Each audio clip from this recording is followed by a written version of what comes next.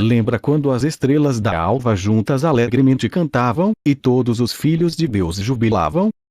Jó 38, 7. Esta passagem bíblica é uma referência a Lúcifer e a Jesus no princípio de tudo, onde tudo e todos cantavam alegremente na presença do Pai. O mundo era perfeito, não existia pecado e nem mentira. Mas a eternidade foi interrompida, até Lúcifer se rebelar contra Deus. E é justamente essa história que vamos ouvir agora. Lúcifer não foi criado por Deus, ele foi transformado. No princípio ele era apenas um querubim que foi escolhido dentre os milhares de milhares que existiam no céu. Mas quem eram os querubins? Querubins é descrito em Ezequiel 1. Eram seres com 4 rostos, um de águia, um de touro, um de leão e outro de rosto humano, porém nessa época não existiam humanos, então era algo próximo. 4 asas andavam somente na vertical e na horizontal e tinham umas rodas giratórias que os acompanhavam ou quando estavam parados ou quando voavam. Eu não vou entrar em muitos detalhes, porque esse vídeo é sobre Lúcifer, então eu farei outro vídeo detalhando sobre como é os querubins. Em Ezequiel 28, 12 é descrito como Deus havia preparado este querubim que ia se transformar em Lúcifer, e como se fosse um desabafo: você era um modelo de perfeição, cheio de sabedoria e de perfeita beleza. Deus o encheu de pedras preciosas tais como topázio, diamante, safira e esmeralda. Foi feito uma capa de ouro, e instrumentos musicais como tamborins e flautas estavam a serviço dele, ou seja, Deus o escolheu para ser líder dos louvores. Então foi ungido e a partir daí o querubim começou a se chamar de Samael, que significa veneno de Deus. Sama, veneno. El, de Deus. Na Bíblia chama este querubim de Lúcifer porque da tradução do hebraico pro latim conhecido na Bíblia Vulgata, estrela da alva, por aquele que tem luz, ou seja, lux ou lucis. Luz. Ferre. Carregar. Aquele que traz a luz, pois assim era chamado este querubim, e Jesus ambos estrelas da alva, pois os dois eram perfeitos diante dos olhos de Deus. Depois ele perdeu as 3 cabeças, a de touro, águia e leão, e ficou com o rosto parecido do homem, um rosto angelical, e passou a ser livre, podendo andar a qualquer direção. E quando Deus fala que deu inteligência, isso significa que Deus deu livre arbítrio para ele, entre outras palavras, passou a agir por vontade própria. Então Deus o colocou como querubim guardião no Monte Santo de Deus, e onde tinha as pedras afogueadas. Este monte ficava acima dos serafins, que vem do hebraico saraf, que significa em fogo. Na Bíblia diz que Lúcifer tinha um comércio. Mas que comércio? Posicionamento. Ele começou a se achar, a ser digno de honra, aquele que é o mais importante.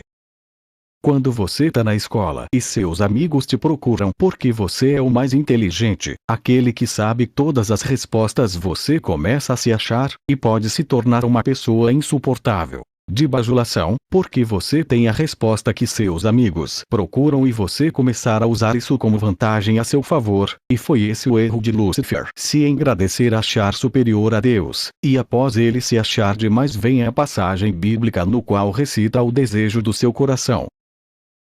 Tu dizias: escalarei os céus e erigirei meu trono acima das estrelas. Quando ele fala acima das estrelas, está se referindo aos serafins, porque os serafins ficavam acima do trono de Deus. Continuando: assentar-me-ei no monte da Assembleia, no extremo norte. Subirei sobre as nuvens mais altas e me tornarei igual ao Altíssimo. Isaías 14, 14. Ou seja, nesse momento Lúcifer ignorou a Deus, e em vez de ter gratidão e agradecer e dar toda a honra e toda a glória a Deus, começou a querer toda a honra e glória para ele. Em Isaías 42, 8 é dito: eu sou o Senhor, este é o meu nome, a minha glória, pois a outrem não darei, nem o meu louvor. Então Lúcifer saiu completamente do propósito que Deus havia o criado. Começou a querer ele tudo para si. Então começou a briga com Deus. Até aquele momento do mundo não se havia dúvidas, nem mentira. Então Lúcifer pecou, se encheu de orgulho e corrompeu a sua sabedoria. Então Lúcifer provavelmente começou a dizer: sou eu que devo ser adorado, sou eu a quem vocês me devem glória e honra. E os anjos inocentes ficaram em dúvidas entre Deus e Lúcifer, e ainda assim ele conseguiu corromper 1/3 dos anjos a ficar contra Deus. Então começou a primeira guerra celestial de toda a existência, a guerra angelical entre os anjos rebeldes de Deus e os anjos fiéis a Deus. Então Deus enviou o arcanjo Miguel. Miguel, que significa quem é como Deus, que mais parece uma direta a Lúcifer, como se ele tivesse feito um anjo exclusivo para derrotar a Lúcifer. E após a grande batalha, Lúcifer e os anjos fiéis a ele foram expulsos do céu. Então a partir daí os anjos passaram a se chamar anjos caídos ou demônios. Demônios, que significa contra Deus ou longe da presença de Deus. Tudo que é de ruim, ou seja, não existe demônio bonzinho ou demônio 99% mal e 1% bom. Demônios são 100% malignos, eles precisam ser tudo que é contra Deus, e se Deus é bom, demônio precisa ser 100% mal, 100% sem misericórdia. Séries e filmes de TV, como Sobrenatural ou a série Lúcifer, passam a ideia de que demônios são bons, iludindo as pessoas a se aproximarem dele.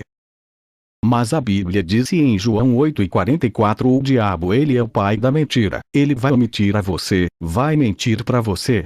E quando te conquista, te captura. Então já era.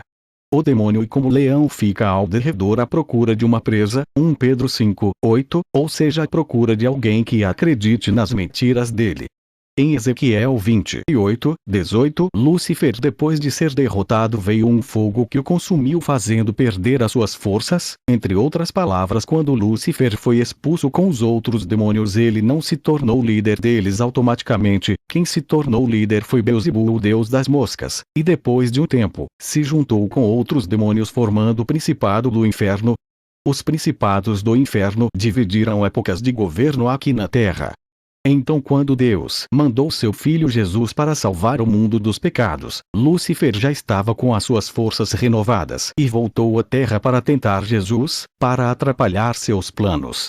Faz-lo desistir do seu propósito. Em Lucas 4 é citados algumas tentações. Quando o diabo manda, ele transforma a pedra em pão. Quando ele teve fome e Jesus respondeu: nem só de pão viverá o homem. Depois foi levado a um monte e foi tentado mais uma vez: se tu me adorares, dar-te-ei todos os reinos. E Jesus respondeu: para longe de mim, Lúcifer.